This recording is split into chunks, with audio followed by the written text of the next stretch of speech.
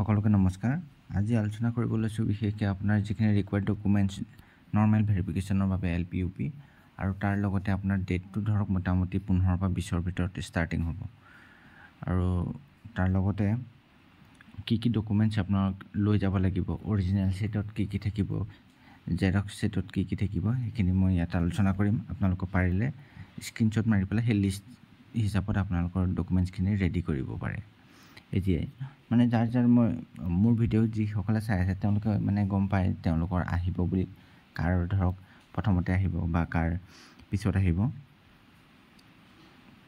সেই হিচাপত তেওঁলোকে ৰেডি কৰিলে। এতিয়া required documents general verification DWE LPUP, প্ৰথমতে আপোনাৰ একনলেজমেণ্ট বা এপ্লিকেশ্যন কপিটো যিটো আপোনালোকে ফৰ্ম ফিল আপ কৰিছিলে, যে ফৰ্ম ফিল আপ কৰাৰ সময়ত আপোনাৰ কপিটো আছে যে, যদিও নাই তেতিয়াহ'লে আপুনি এতিয়া ৱেবছাইটত গৈ পেলাই লগ ইন কৰি পেলাই ডাউনলোড কৰিব পাৰিব আৰু ডাউনলোড কৰি পেলাই প্ৰিণ্ট কৰি ৰাখক।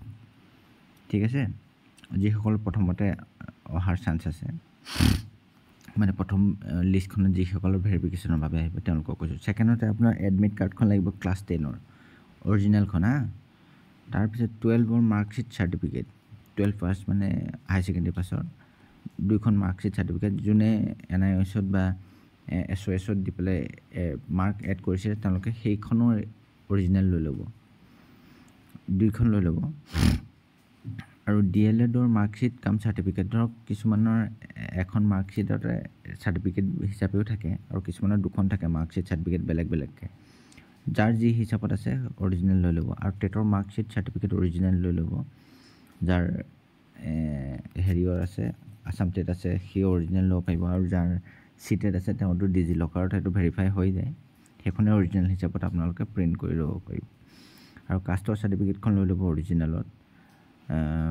পঢ়াখিনি পক্ষত আপোনালোকে এটা কাম কৰিব পাৰে, কাষ্টৰ চাৰ্টিফিকেট হিচাপত যিটো আপোনালোকৰ আগৰ কপিটো থাকে যে, সেইটো কপি আপুনি মানে ডিজিটেল এতিয়া যিখন অনলাইন কাষ্টৰ চাৰ্টিফিকেট ওলাই যায় সেইটো হিচাপত পাৰিলে বনাই লওক। এতিয়াও টাইম আছে, আপোনাৰ 10-15 দিনত ওলাই যায়, পাৰিলে বনাই লওক, বনাই ল'লে ভাল আছে।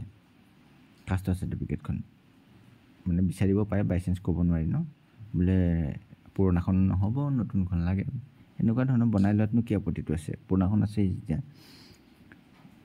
7 নম্বৰত আপোনাৰ BA মানে গ্ৰেজুৱেশ্যনৰ যিখন পাছ চাৰ্টিফিকেট বা মাৰ্কশ্বিট আছে সেইখন লৈ ল'ব অৰিজিনেল, 2খনেই মানে।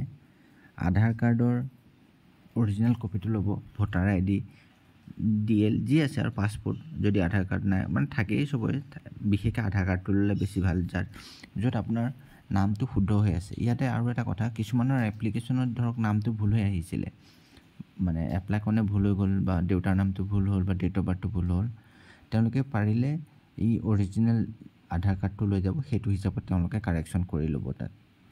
ঠিক আছে, আৰু যাৰ ভুল